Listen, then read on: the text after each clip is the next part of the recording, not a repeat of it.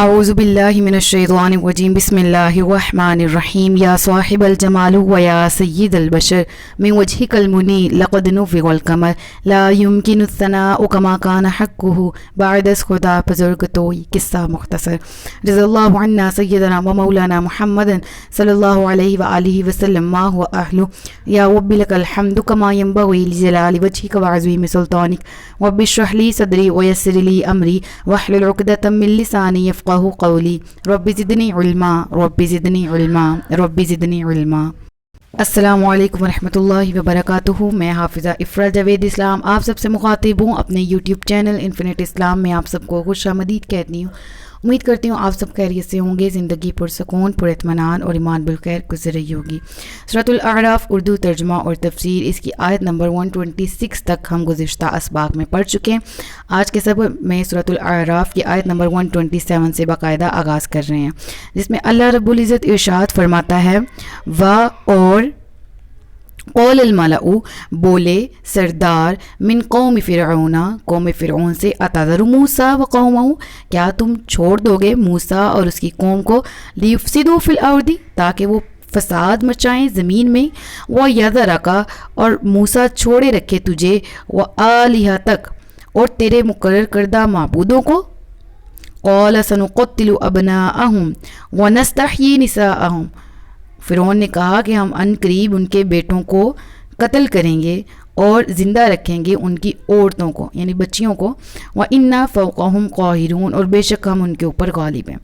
ذرا غور سے سمجھیے گا اس تفسیر کو۔ وَقَالَ الْمَلَأُ مِنْ قَوْمِ فِرْعَوْنَ یہ کب کا واقعہ ہے؟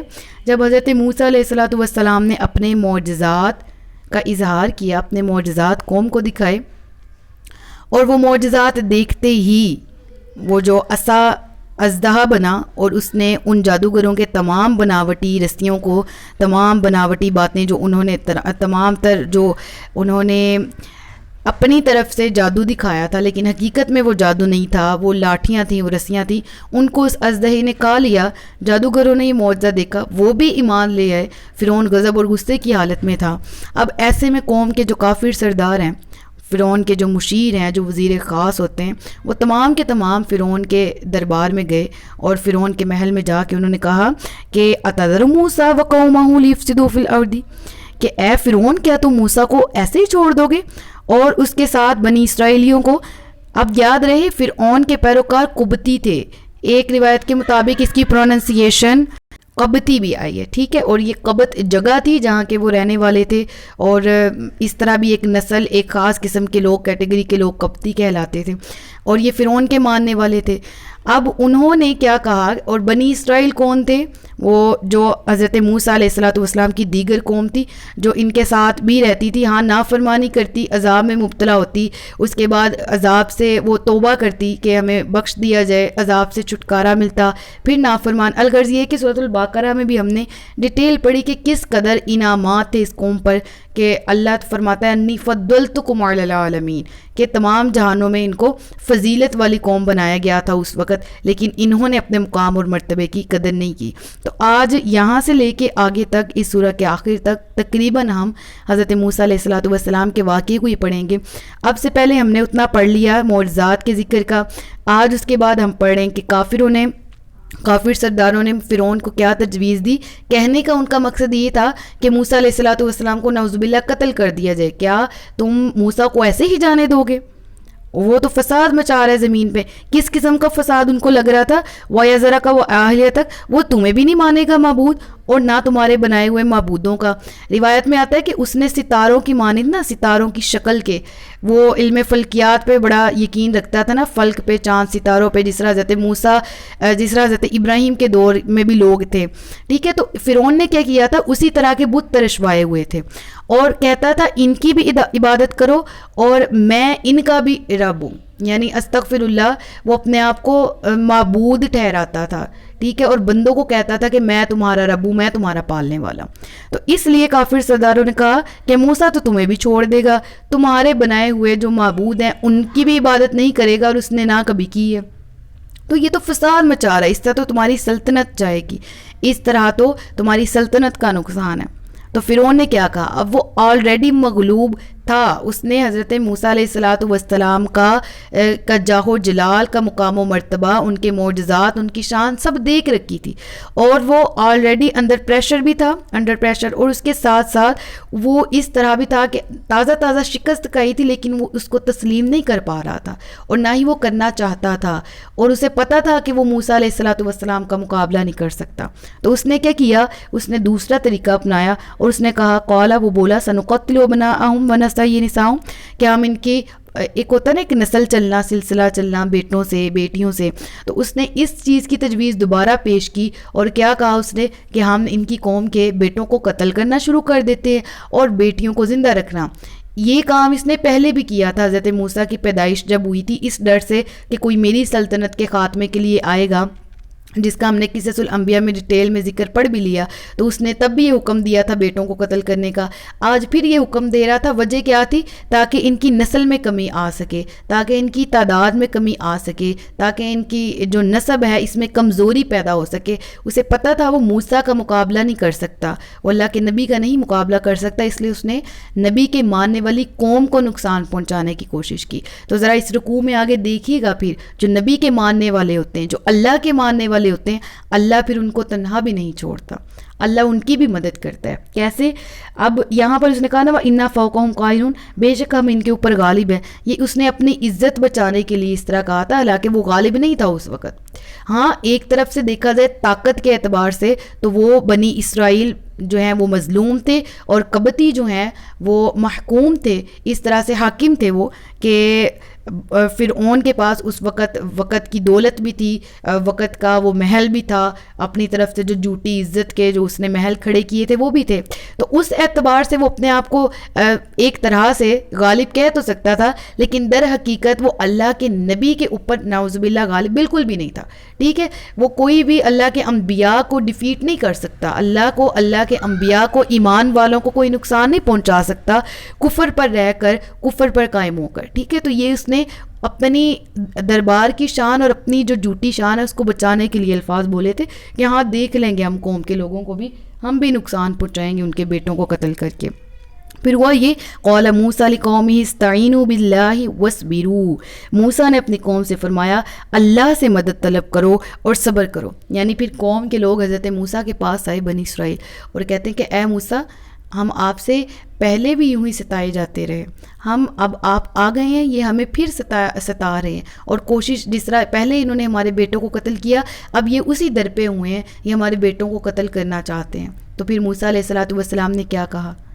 کتنی پیاری آیت ہے نا، کہ ہمیں ہر مصیبت میں، ہر مشکل میں اللہ کو یاد کرنا چاہیے۔ کہا استعینوا، مدد چاہو، باللہ، اللہ سے، واسبروا، اور صبر کرتے رہو، یعنی مصیبتوں میں صبر کرنا اور اللہ سے دعا کرتے رہنا وہ مصیبت کو ختم کر دیتا ہے، ٹال دیتا ہے۔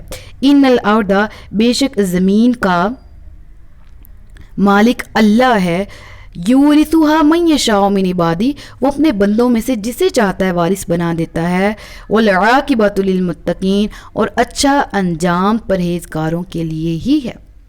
اب یہ نبی کی قوم کو نصیحت تھی، تو ذرا آئیں، ہم بھی تو اللہ کے نبی حضرت موسیٰ علیہ الصلوۃ والسلام کو مانتے ہیں نا، اور ہم ان کے نبی ہونے کی مکمل تعظیم کرتے ہیں، لا نفرق بین احد من رسلہ، اللہ کے انبیاء میں کسی قسم کا فرق نہیں کرتے نبوت کے اعتبار سے۔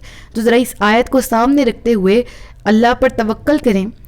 اللہ فرما رہا ہے کہ زمین اللہ کی، اللہ کے بندوں پر تنگ نہیں ہوتی، وہ جو اللہ کے چاہنے والے ہوتے ہیں۔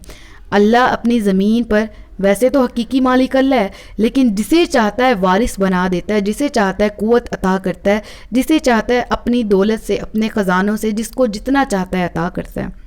والعاقبۃ للمتقین، اور دنیاوی اعتبار سے دنیا کی زندگی اور دنیا میں جو زمین کا ملنا، رقبے کا مل جانا ہے، یہ تو پھر بھی انعام ہے، لیکن بہت کم دنیاوی لحاظ سے دیکھا جائے تو آخرت میں انجام پرہیزگاروں کے لیے بہت ہی زیادہ بہترین ہے۔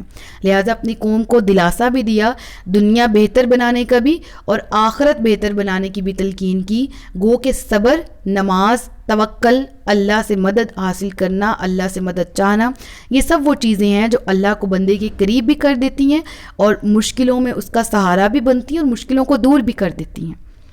اب وہ جو میں نے کہا کہ پچھلی آیت کی تفسیر میں، اسی آیت کی تفسیر میں میں نے کہا کہ قوم کے لوگوں نے کہا تھا کہ ہم ستائے جاتے رہے پہلے بھی اب بھی، اب یہ وہی ترجمہ لکھا ہوا آیت نمبر 129 کا. قوم نے کہا ہمیں آپ کے تشریف لانے سے پہلے اور تشریف آوری کے بعد بھی ستایا گیا ہے.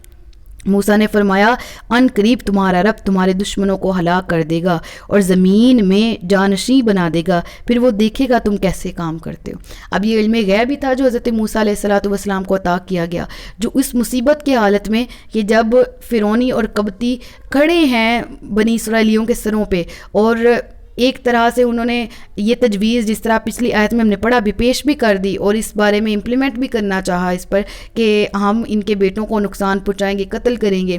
اب اتنے مشکل حالات میں اللہ کے نبی کیا فرما رہے ہیں کہ ان قریب اللہ ان تمام کو نیست و نابود کر دے گا، تمہیں زمین میں جانشین بنائے گا. اور ایسا ہوا، فرعون غرق ہوا، بنی اسرائیل جانشین ہوئے، جانشین بنے. اور پھر آگے آن ورڈ کیا کس طرح سے ہوا، کس طرح سے یہ قوم عروج کا شکار تھی، پھر زوال کا شکار کیسے ہوئی. ٹھیک ہے، وہ سارا کچھ انشاءاللہ ہم ان رکوعات میں بھی کور کریں گے، اور پلس جو بنی اسرائیل کا واقعہ ہم ذکر کر رہے ہیں قصص الانبیاء والے سیشن میں، جو پلے لسٹ موجود بھی ہے، اگر آپ کو نہیں علم تو آپ وہاں سے جا کے سن بھی لیجئے گا. تو دیکھیں کہا ان قریب تمہارے دشمنوں کو ہلاک کرے گا اور زمین میں تمہیں جانشیں بنائے گا، پھر وہ دیکھے گا تم کیسے کام کرتے ہو. اور پھر اللہ نے دیکھا بھی، اور دنیا بھی گواہ ہے، اور قرآن بھی اس چیز پر گواہی دیتا ہے کہ اللہ نے فرمایا قرآن کریم میں یا بنی اسرائیل اذکروا نعمتی التی انعمت علیکم وانی فضلتکم علی العالمین. پھر انہوں نے کیا کیا، انہیں فضیلت دی گئی تھی، انہیں جانشیں بنایا گیا. پھر دیکھا کہ وہ اپنی نعمت ملنے پر کیسا شکر ادا کرتے ہیں، کیسا وہ اللہ کا شکر ادا کرتے ہوئے، رجوع کرتے ہوئے، عاجز رہتے ہوئے اللہ کی عبادت کرتے ہیں. انہوں نے ویسا نہیں کیا. اور آج بنی اسرائیل کی قوم، وہ جو یہودی ہیں، وہ کیوں سب سے زیادہ ذلیل ترین قوم ہے؟ کیونکہ اللہ کے احکامات کو جھٹلانے والے وہ لوگ تھے. ٹھیک ہے، تو اس رکوع میں ہم نے اتنا پڑھا. اس سے اگلے رکوع میں ڈیٹیل ہے ان معجزات کی جن کا ذکر ہم سیشن میں کر کے آ چکے ہیں، جو ان پر عذاب آئے تھے، جوؤں کے اور خون کا عذاب آیا تھا، طوفان مینڈکوں کا آیا تھا، اور پھلوں کی کمی کا نقصان آیا تھا، فصلیں تباہ ہو گئی تھیں. وہ کس کس طرح سے ان پر عذاب آئے اور کس طرح انہوں نے رجوع کیا، وہ کس طرح حضرت موسیٰ علیہ السلام کے معجزات میں سے، ان کی دعاؤں میں سے، ان کی دعاؤں کے طفیل ان کو ان عذابوں سے چھٹکارا ملتا، راحت ملتی، اور کس طرح وہ ناشکری کرتے ہوئے دوبارہ پلٹ آتے. اس کا ذکر ڈیٹیل میں انشاءاللہ ہم اگلے رکوع میں کریں گے. آج کے رکوع کے لیے اتنا ہی. اللہ سے دعا ہے کہ اللہ ہمیشہ اپنی نافرمانی سے ہمیں بچا کے رکھے، اپنی شکر گزاری میں رکھے، کیونکہ ہم جس قوم کا ذکر پڑھ رہے ہیں سب سے بڑا فالٹ ان کا یہی ہے کہ انہوں نے ناشکری کی، انہوں نے ناقدری کی، انہوں نے ہٹ درمی دکھائی، انہوں نے نافرمانی کی. اور یہ نافرمانی کی ابتدا نہ شکر پن سے ہوئی تھی، جو ان کو سب سے ذلیل انہوں نے اس دور میں بھی ہوئے، آج کے دور میں بھی ہو رہے ہیں. تو اللہ تعالی ہمیشہ ہمیں شکر گزار بنائیں. صدق اللہ العلی العظیم وصدق رسولہ النبی الکریم ونحن علی ذلک من الشاہدین والشاکرین والحمد للہ رب العالمین. ربنا تقبل منا انک انت السمیع العلیم. اپنا بہت سا خیال رکھیے گا، مجھے دعاؤں میں یاد رکھیے گا. تاجدار ختم نبوت زندہ باد، پاکستان ہمیشہ زندہ باد. السلام علیکم ورحمۃ اللہ وبرکاتہ.